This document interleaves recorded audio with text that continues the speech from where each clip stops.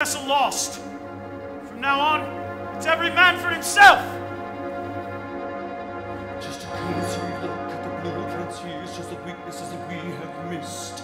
How the water poured in a 300-foot gash caused the bow to flood and to list. Then it filled to the top of separate watertight compartments and began to overflow, because the walls in between the compartments are too low. She's only sinking because these bulkheads stop a deck too low. Here's a thought. Take a line and extend up the walls to the brink. It's just a small redesign, but when it's done, then I know she can't sink. Like this, and then like this, and like this, and then like this. Mr. Andrews, aren't you going to make a go of it? Mr. Andrews!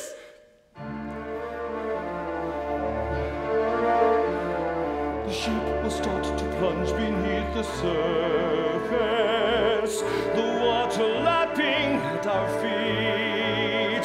Down sinks the bow, up flies the stern to the sky. The panicked people in retreat. 1,000 founder climb up toward the aft deck. They'll cling there desperately like bees to a hive. There they'll hold fast, doomed to the last, lost and abandoned and all still alive. A few of them will hang there from the railings as one by one they drop away. More than 250 feet they will fall, and after that I cannot say. I will not say.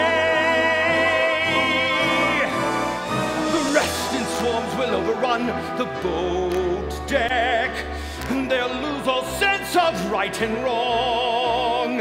It will be every man for himself, all right. The weak thrown in with all the strong. First class and third and second will mean nothing, and sheer humanity alone will prevail. One single class, brute, harsh and crass, that's what will come of the world that sets sail. Autumn, shall we all meet in the autumn? Shall we all meet in the autumn?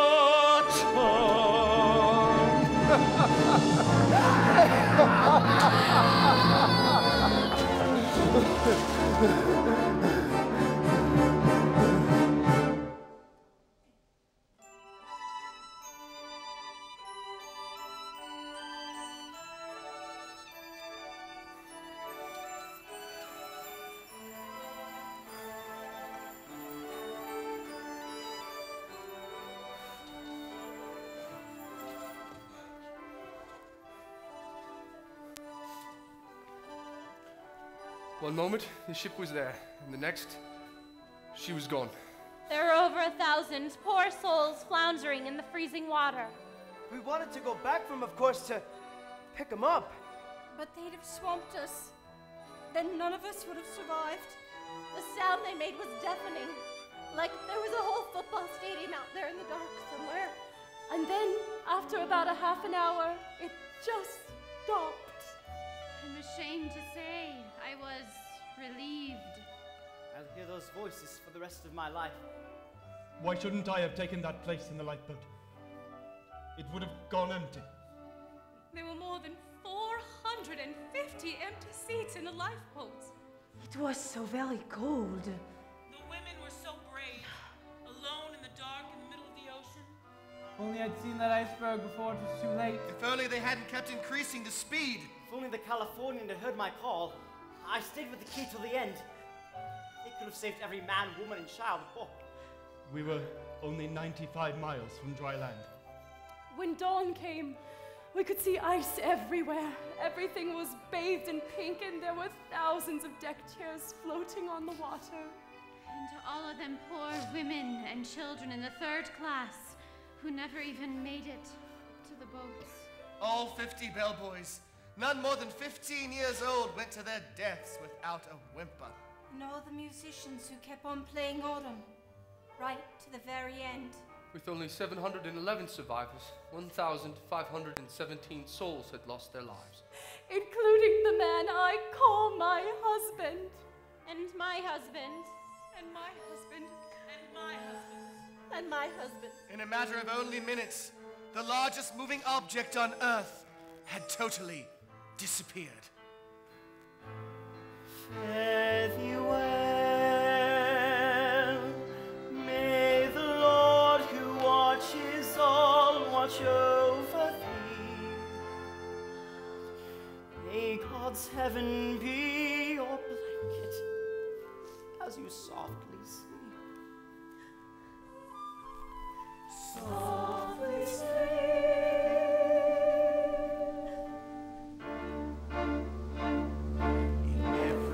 Mankind attempts to fabricate great works and most magnificent and impossible. As it stands, the mountains of stone, a pyramid, flying mattresses alone, a wall of light. Chapel ceiling screaming one man's ecstasy, one man's ecstasy.